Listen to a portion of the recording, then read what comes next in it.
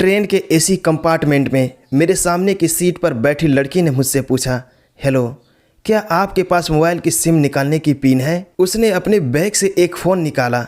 वह नया SIM card उसमें डालना चाहती थी। सिम स्लॉट खोलने के लिए पिन की ज़रूरत पड़ती है, जो उसके पास नहीं थी। मैंने हाँ में गर्दन हिलाई और अपने क्रश बैग से पिन निकालकर लड़की को दे दी।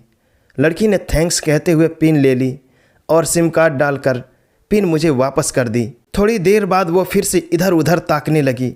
मुझसे रहा नहीं गया, मैंने पूछ लिया, कोई परेशानी है?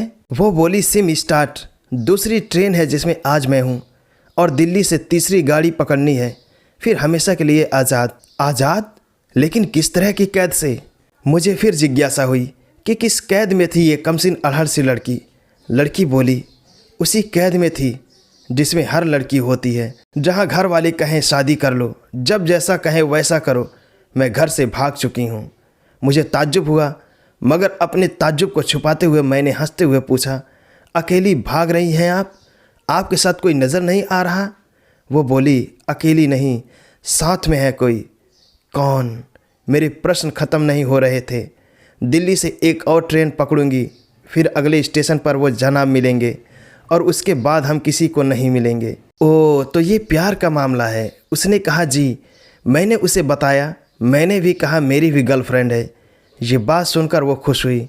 बोली, वाह, आप भी भागने वाले हो क्या, आपकी गर्लफ्रेंड के साथ? मैंने कहा, नहीं। वो मेरी बात सुनकर वो मुझसे बात करने में रुचि लेने लगी और मुझसे बोली, आपकी लव स्टोरी सुनाओ, कब कैसे कहाँ से शुरू हुई? मैंने कहा, कब कैसे कहाँ वो मैं बाद में बताऊंगा, पहले आप बताओ, आपके घर में कौन कौन है? उसने होशियारी बरतते हुए कहा, वो मैं आपको क्यों बताऊं? मेरे घर में कोई भी हो सकता है, मेरे पापा, माँ, भाई बहन, या हो सकता है भाई ना हो, सिर्फ बहनें हो, या ये भी हो सकता है कि बहनें ना हो और दो चार गुस्सा करने वाले बड़े भाई हो। मतलब मैं आपका नाम भी नहीं पूछ सकता? मैंने काउंटर मारा। वो बोली, कुछ भी नाम हो सकता है मेरा, टीना, मीना, रीना, कुछ भी। बहुत बातूनी लड़की थी वो। थोड़ी इधर उधर की बातें करने के बाद उसने मुझे टॉफ़ी दी, जैसे छोटे बच्चे देते हैं क्लास में। बोली, आज मेरा बर्थडे है। मैंने उसकी हथेली से टॉफ़ी उठाते हुए बधाई दी और पूछा, कितने साल की हुई हो? वो बोली, 18। मैंने कहा, मतलब भाग कर शादी करने की कानूनी उम्र हो गई है आपकी? वो हंसी। कुछ ही देर में काफ़ी फ्रैंक हो चुके थे हम दोनों, जैसे बहुत पहले से जानते हो एक दूसरे को। मैंने उसे बताया, मेरी उम्र 24 साल है, यानी 6 साल बड़ा हूँ। उसने चुटकी लेते हुए कहा, लग तो नहीं रहे हो? मैंने मुस्कुरा दिया। मैंने उससे पूछा, तुम घर से भाग कर आई हो, तुम्हारे चेहरे पर चिंता के निशान जरा भी नहीं है।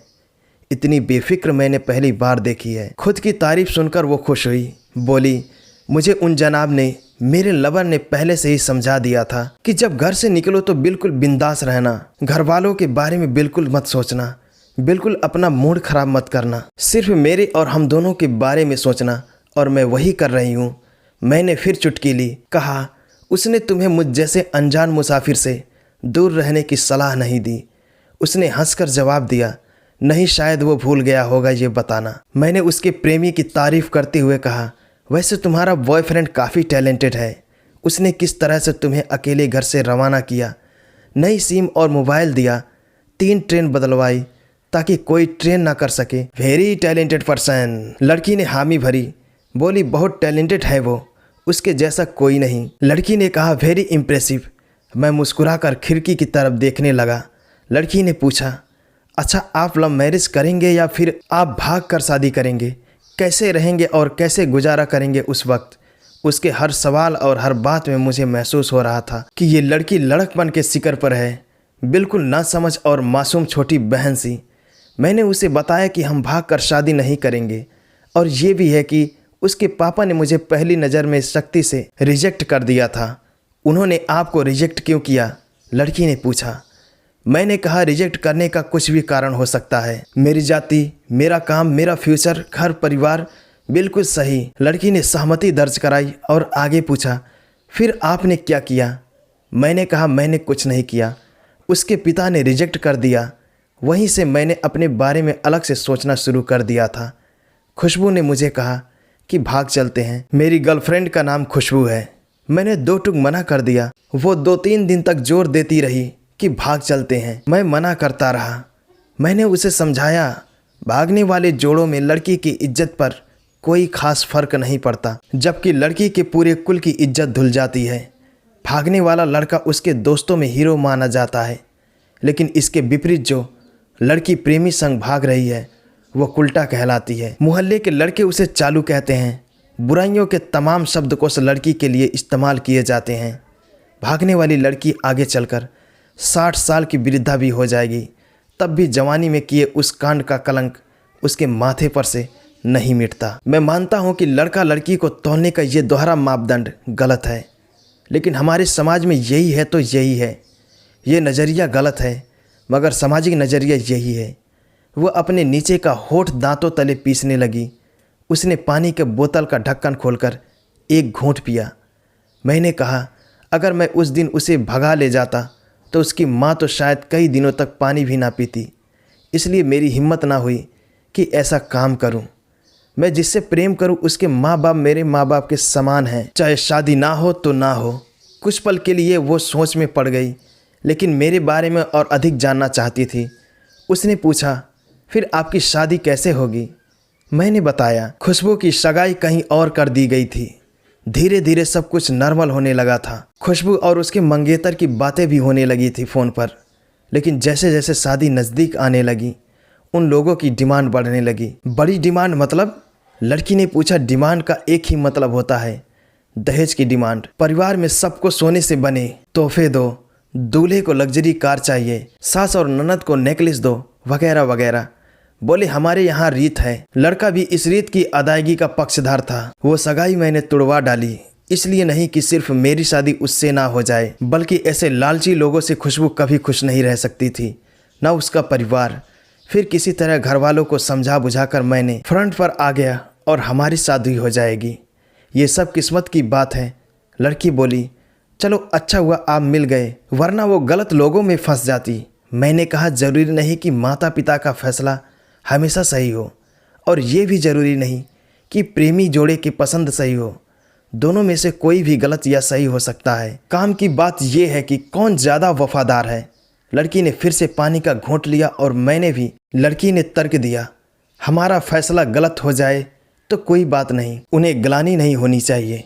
मैंने कहा फैसला ऐसा हो जो दोनों का हो, बच्चों और माता पिता दोनों की सहमति, वो सबसे सही है। बुरा मत मानना, मैं कहना चाहूँगी कि तुम्हारा फैसला तुम दोनों का है, जिसमें तुम्हारे पेरेंट्स शामिल नहीं हैं। ना ही तुम्हें इश्क का असली मतलब पता है। उसने पूछा क्या है इश्क का सही अर्थ? मैंने कहा तुम इश्क में हो, तुम अपना सब कुछ छोड़कर चली आई, ये सच्चा इश्क है। तुमने दिमाग पर जोर नहीं दिया, ये इश्क है। फ़ायदा नुकसान नहीं सोचा, ये इश्क है। तुम्हारा दिमाग दुनियादारी के फितूर से बिल्कुल खाली था। उस खाली जगह में इश्क का फितूर भर दिया गया। जिन जनाब ने इश्क को भरा, क्या वो इश्क में नहीं है? यानी तुम जिसके साथ जा रही हो वो इश्क में नहीं है, बल्कि होशियार हीरोगिरी में है। जो इश्क में होता है वो इतनी प्लानिंग नहीं कर पाता है, 3 ट्रेन नहीं बदलवा पाता है, उसका दिमाग इतना काम नहीं कर पाता है। कोई कहे मैं आशिक हूँ और वो शातिर भी हो, ये नामुमकिन है। मजनू इश्क में पागल हो गया था, लोग पत्थर मारते थे उसे। इश्क में उसकी पहचान तक मिट गई। उसे दुनिया मजनू के नाम से जानती है, जबकि उसका असली नाम कैसा था जो नहीं इस्तेमाल किया जाता। वो शातिर होता तो कैसे से मजनू ना बन पाता। फरहाद ने शिरी के लिए पहाड़ों को खोदकर नहर निकाल डाली थी और उसी नहर में उसका लहू बहा था। वो इश्क था। इश्क में कोई फ़कीर हो गया, कोई जोगी हो गया।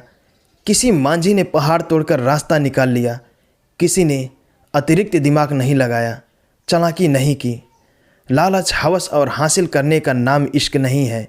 इश्क समर्पण करने को कहते हैं, जिसमें इंसान सबसे पहले खुद का समर्पण करता है, जैसे तुमने किया, लेकिन तुम्हारा समर्पण हासिल करने के लिए था।